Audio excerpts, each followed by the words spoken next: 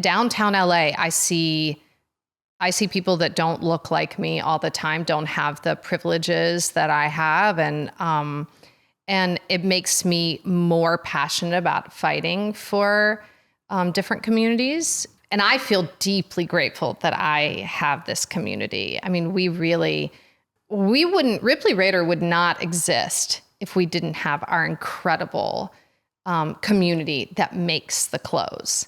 It is so important.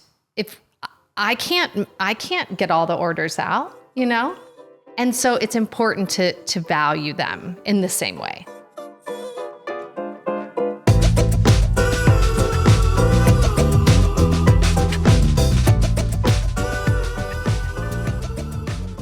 Hi, it's Liz. Welcome back to the Capital Coffee Connection podcast.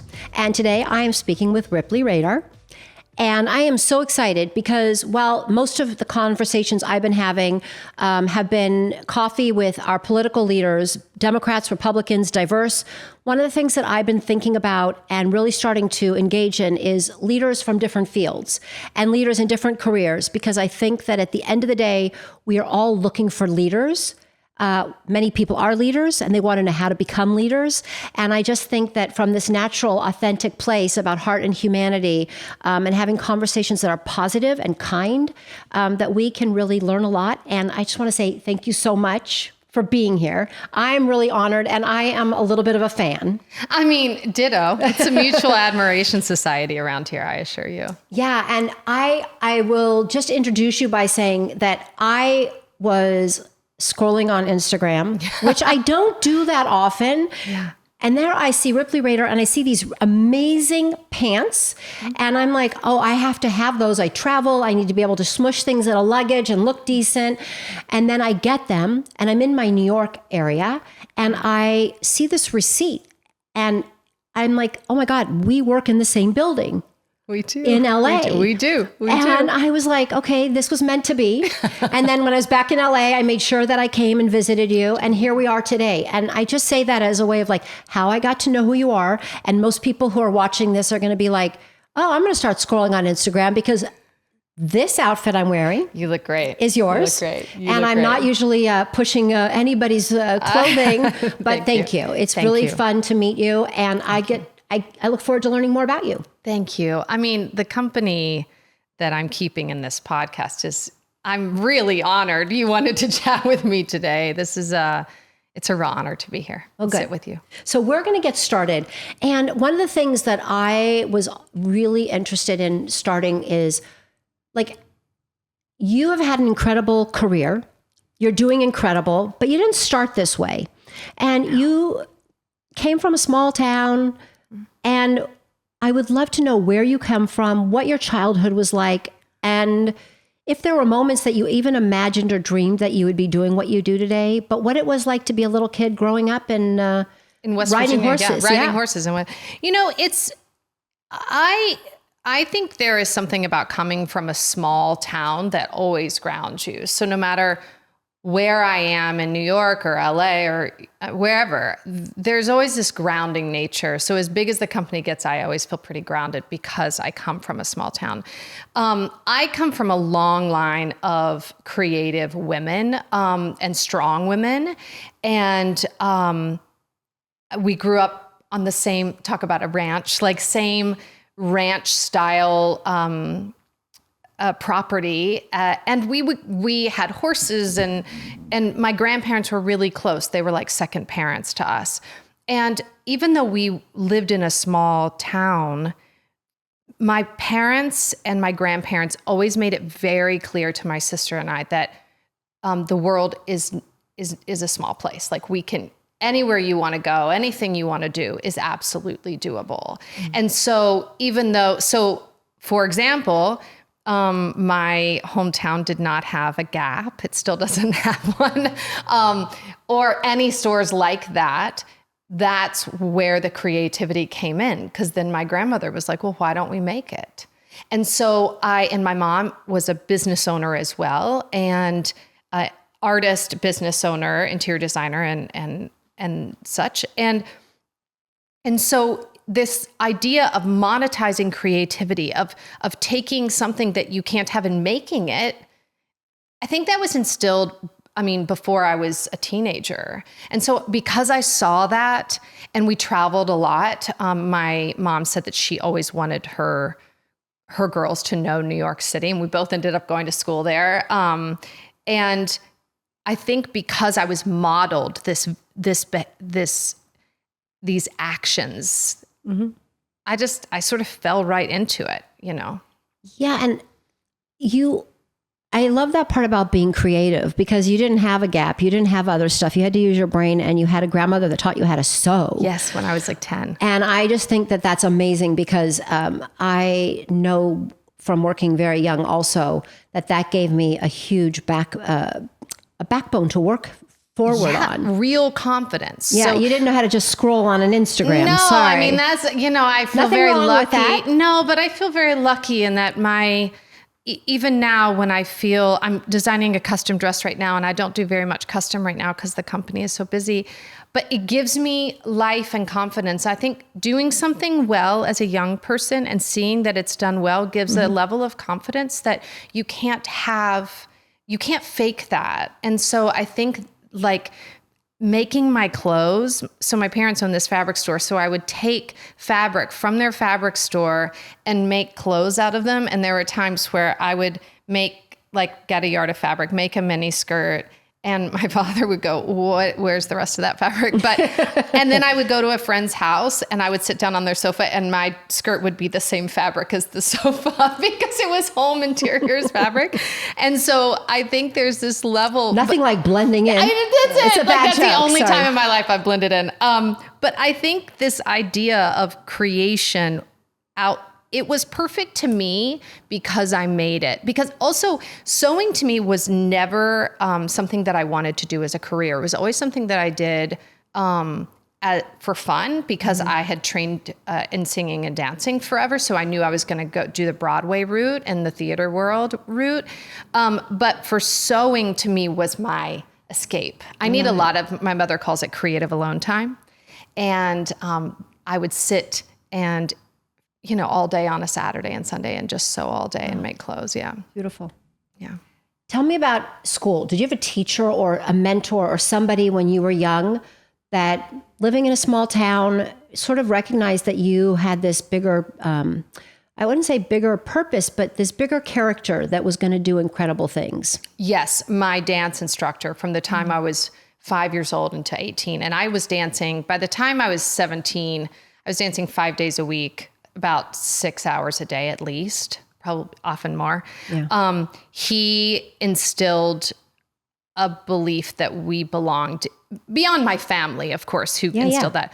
But I think when it comes from someone who's not your family, he made not only me, but everyone who danced with him believe that they could compete with anyone. And so when I auditioned for NYU, I was front center.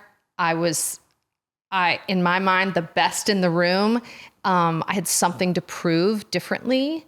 And I really believed that I belonged there because of what he instilled with us, in us when we were dancing with him. It's so beautiful, because I think so often now, people don't know that they belong.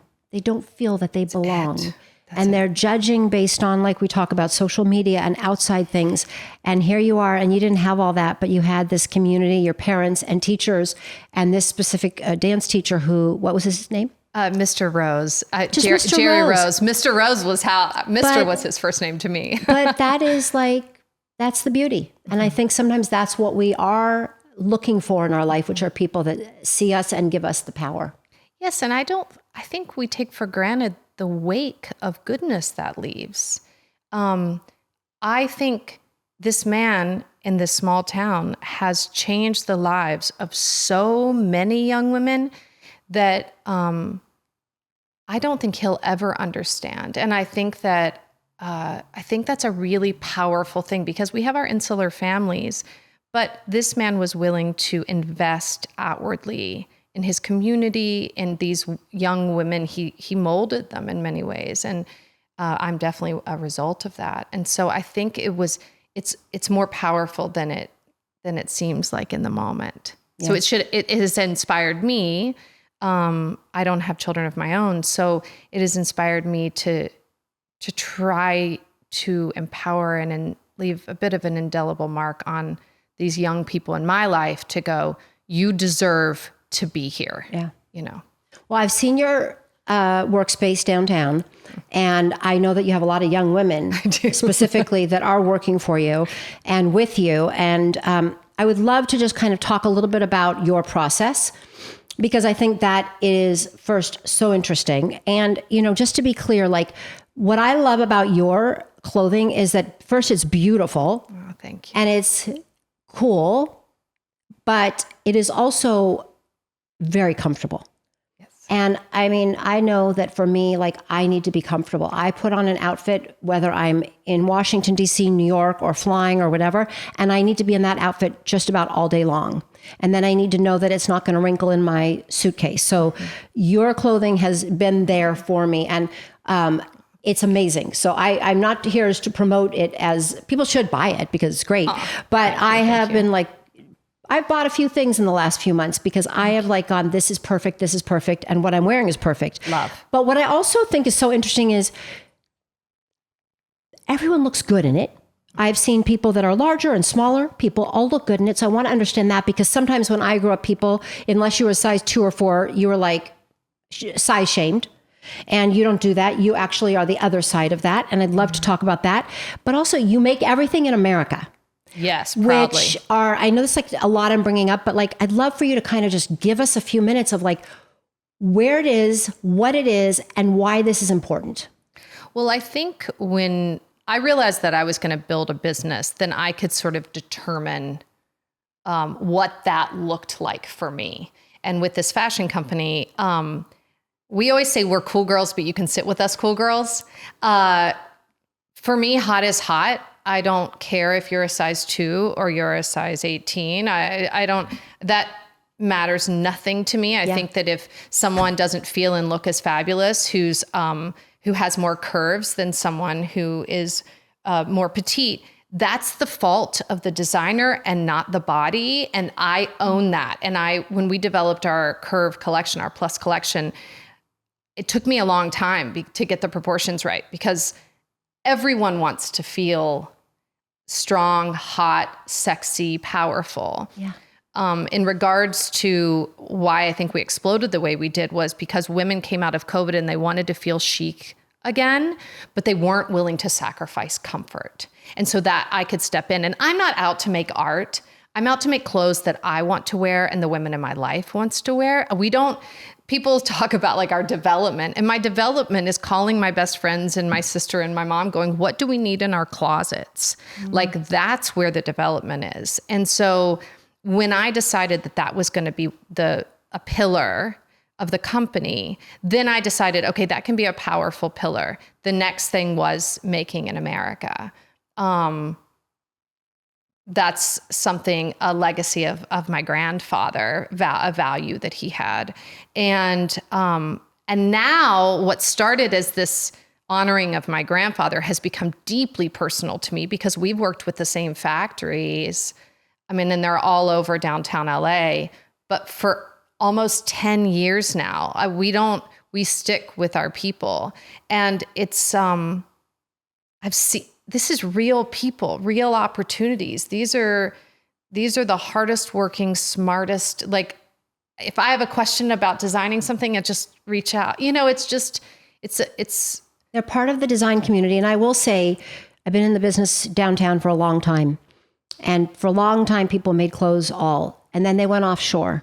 Yes. And you are proof that you can get it done, and you can pay good wages to these important people in our communities and our neighborhoods and still get a beautiful product and still be fairly priced.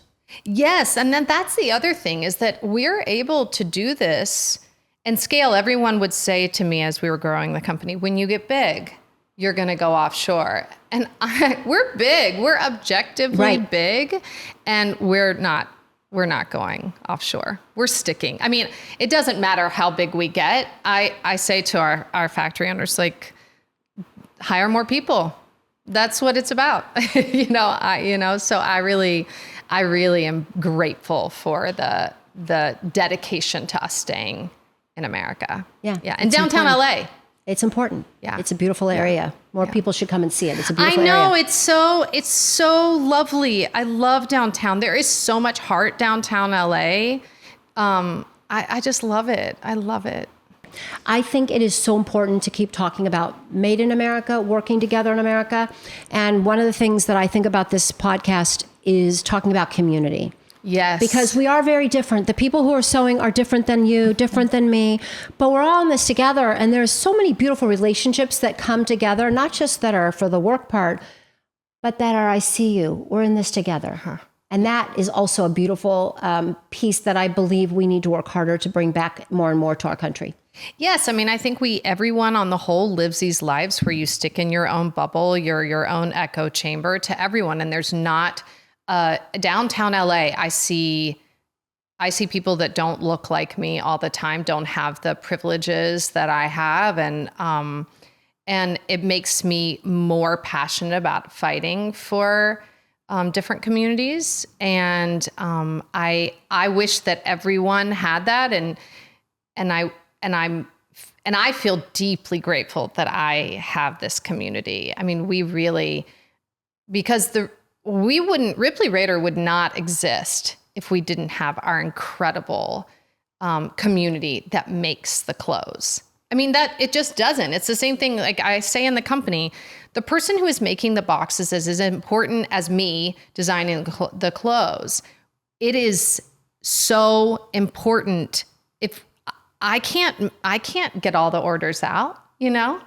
And so it's important to value them in the same way. Yeah, I agree. Yeah. Yeah. So I just want to say one other thing, which is you were featured in Forbes. So I just want to give you a little bit of push, which says Ripley Rader's perfect pants did not happen overnight. No. And the reason I bring that up is one, to give you a little bit of a, yes, you can do it.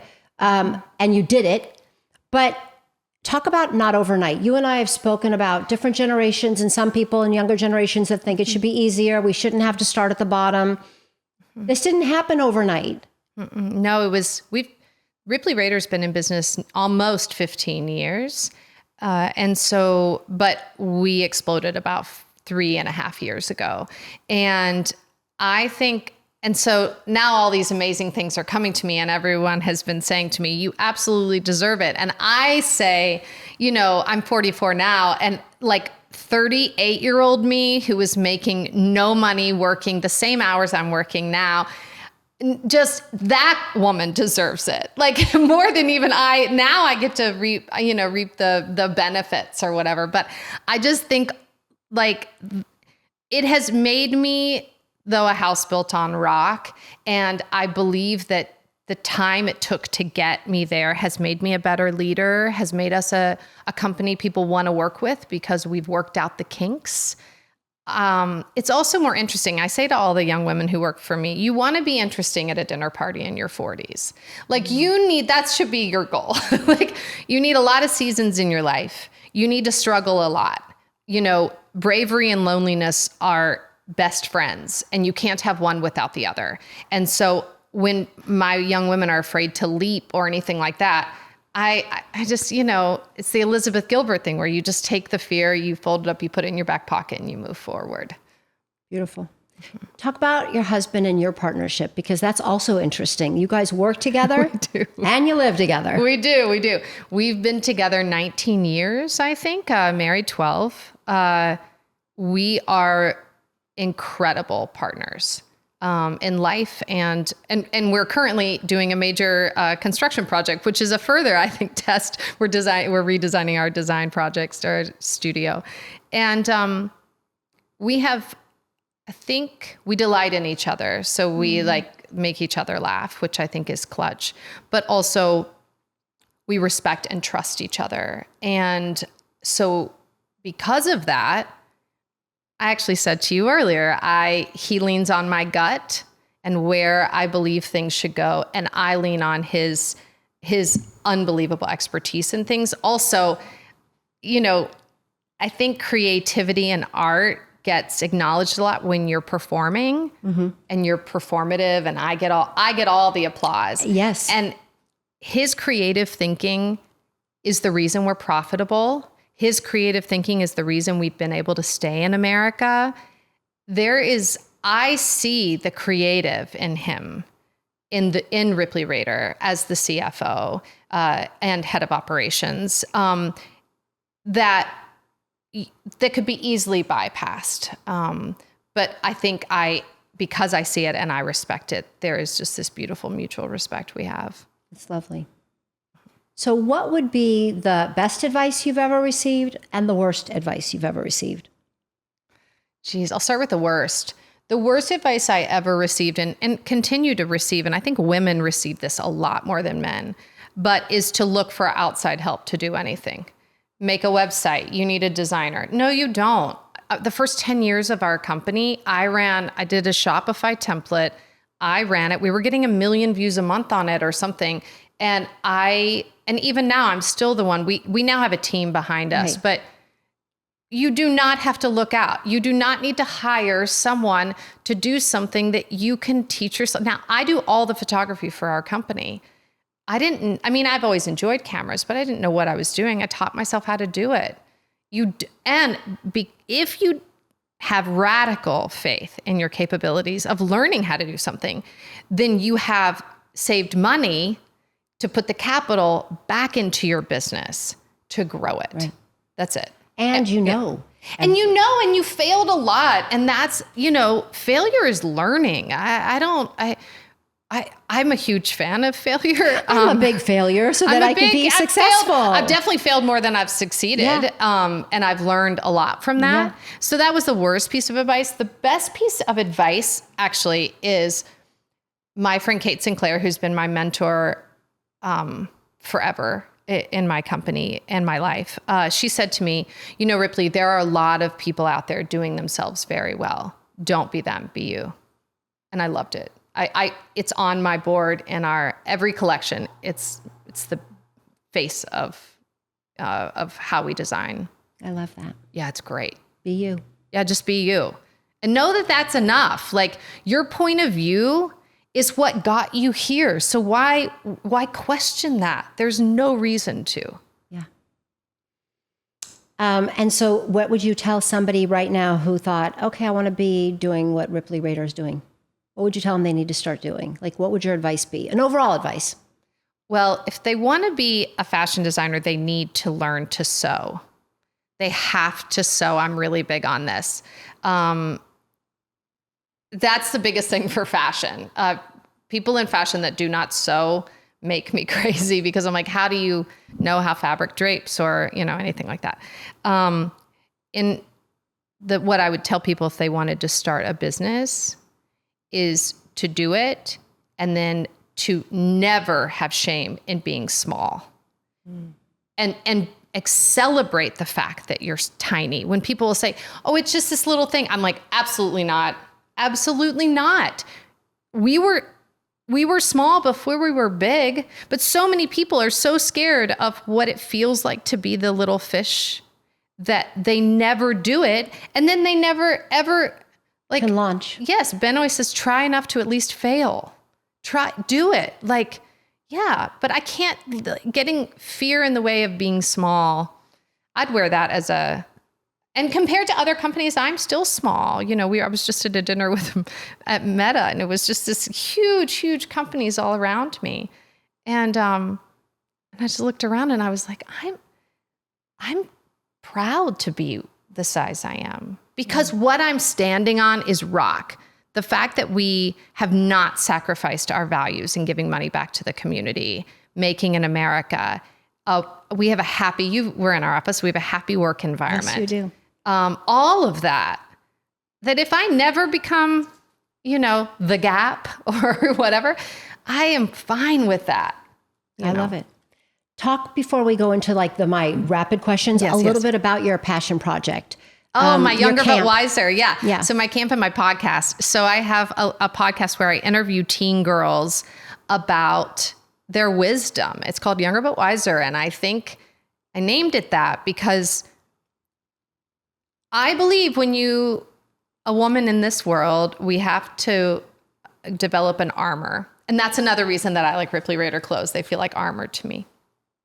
And I think some of your wisdom might get beat out of you a little bit, that innate wisdom, by having to play ball in this, a patriarchal society, right? And so it's fun for me to sit down with teen girls and question them, celebrate them, and dig in to see what I can learn from them.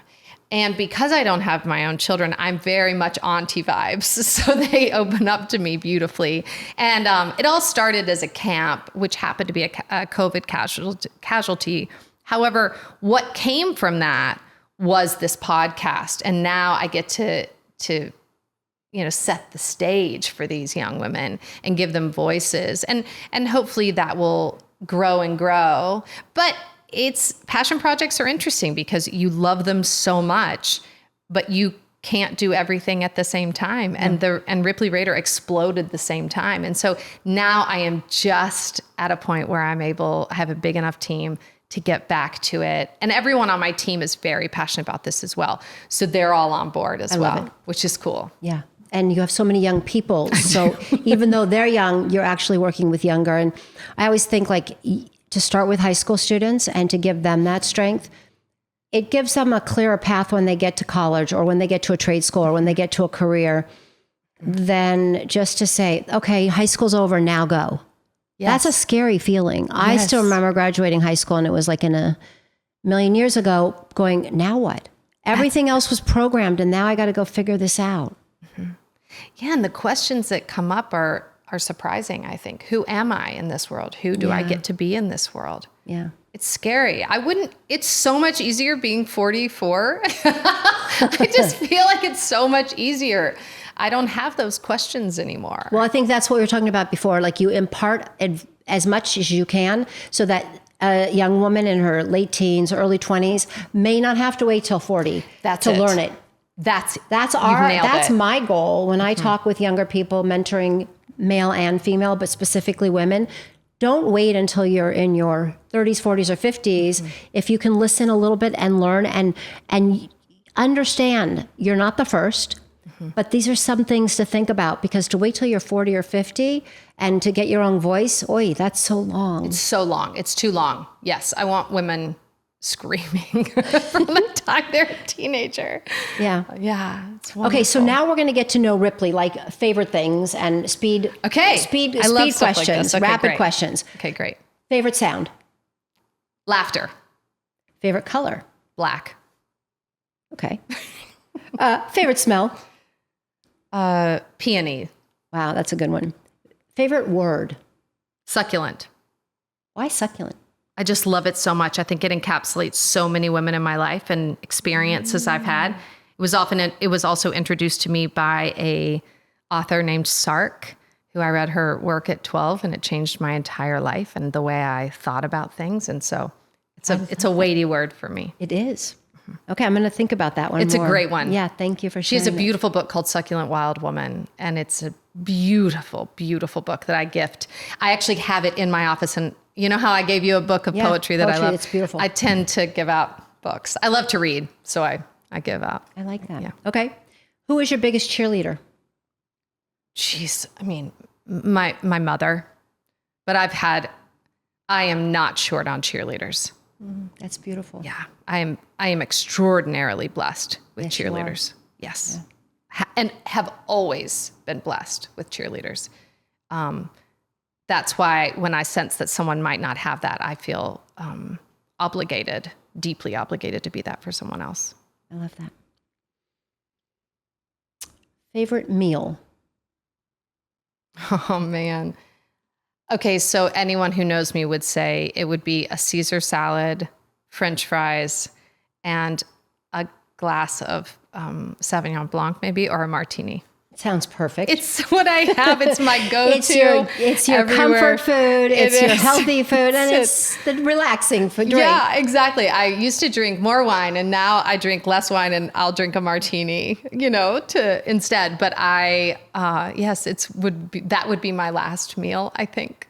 I love it. Basic. No, I love it. Okay, if you had nothing to do all day, which I know is impossible, and you were going to binge watch an old show, a new show, what TV show would you watch? Oh, geez. A TV show. I mean, the British Bake Off. That is my absolute, it's medicine to me. Yeah. I love it. Yeah. They're so good to each other.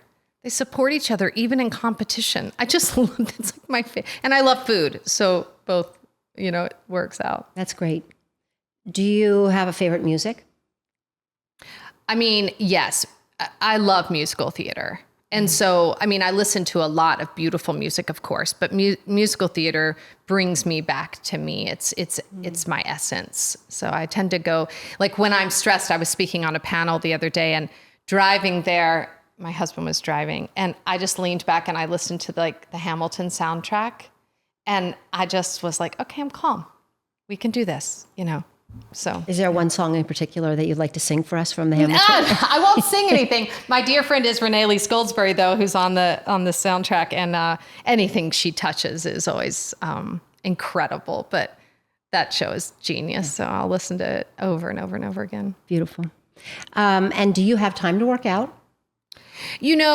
I think I should value that more. I love Pilates. So if I can even stick in a 30-minute Pilates class every day, which everyone has time for that, even if you're really busy. But recently it hasn't been a priority and I'm sensing it in myself. Yes. So I'm excited to get back to a place where I'm doing that daily. That's what I say to all women. If you do not take care of yourself, no one else can do it for you. No, you have to. And that is true. I think those kind of boundaries, that is true self-care, self-love, not a mask or a massage. It's like, unless a massage is what you want, but for me, it's, moving my body. Yeah. It's really important. Okay. And what is Ripley's superpower?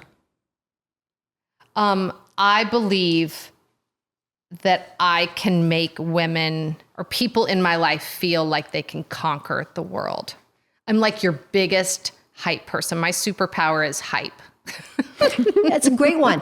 And it's the first time somebody's ever said it, but it's like really sort of saying, I see you, I'm there for you, and I believe in you, and just go out and do something that's good for you. Whatever it is, I'm here for you. And it will probably, if you're doing that, it'll be good for the world as well. Yeah, I've been thinking so much about that. And that's really why for this conversation is so meaningful. It's like, if everybody, whether it was through their work or through their private time or whatever, just did one more thing for the world. First off, it's so meaningful to each of us when we do help others and when we give to others. Yes. But I feel like there is this beauty and there is a need of everybody just giving a little more.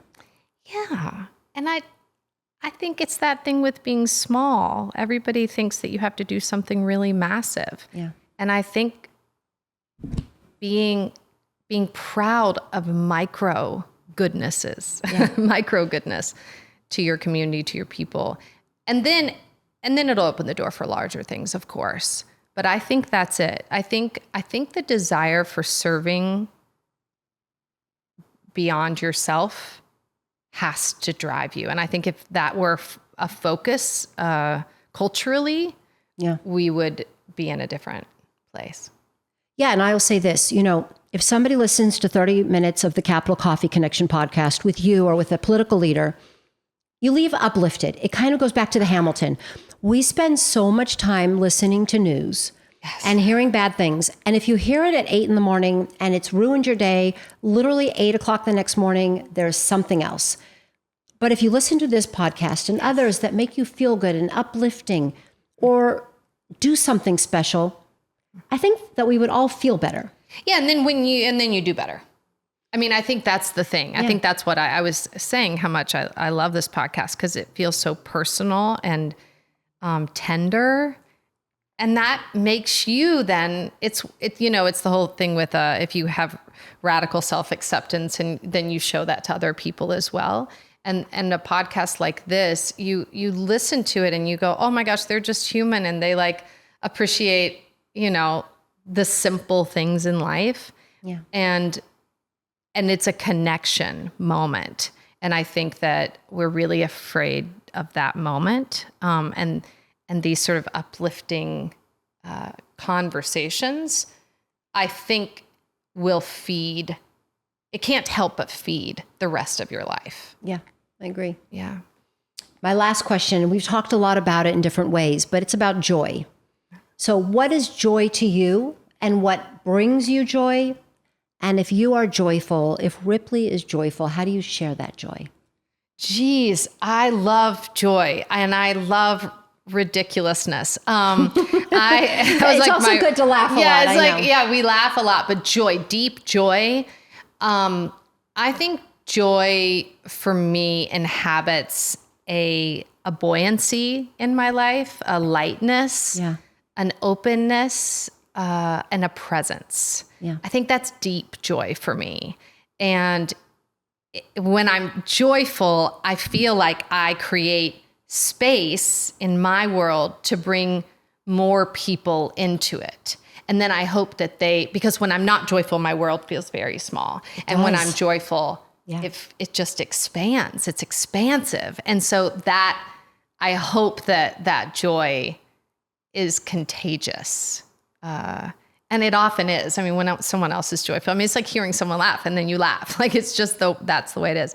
So that being joyful is more important to me than success, financial success. It's more important to me than my name being a household name.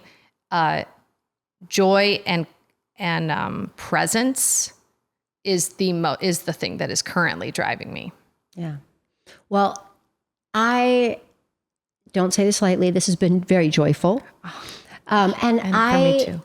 Think that what I have learned from this is sort of a reminder sometimes just to be in that moment. Yeah. And I know one thing, and this says a lot about you.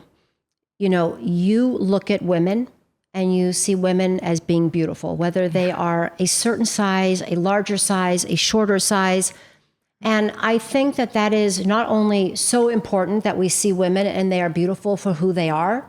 Yes. And you do that, and I've seen it, and we've talked about it today. But the other part is it's like a metaphor.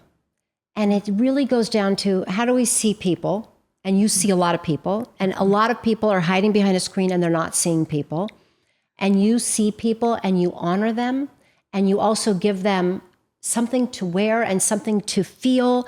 And it's sort of like when you get your hair blow dried and you're like, I look more beautiful, but it's the same hair. Yeah, it's but the they same put on you. your clothing and they feel special. And that is a gift that you are giving them. Thank you. And I just say thank you, because we need more people giving others what you would think is like a simple gift, but it's so meaningful. Oh my God, thank you. You're going to make me cry. Thank you. Thank you. Thank you. This was an honor. My goodness. Thank you. All right. Thank you. I'm going to give you my last, since we're in person, a hug. Oh my gosh. Yes, please. Thank please. you. Oh, thank you so much. It's really This been is lovely. Yeah. Aw. Thank you. Oh my gosh, thank you. Okay. Good. That's it. Oh, they didn't get our whole thing on this one, but we're here. Hello. That's great. Oh, that was lovely. Hi, it's Liz. Thanks for hanging out with us on the Capital Coffee Connection podcast. Do yourself a favor.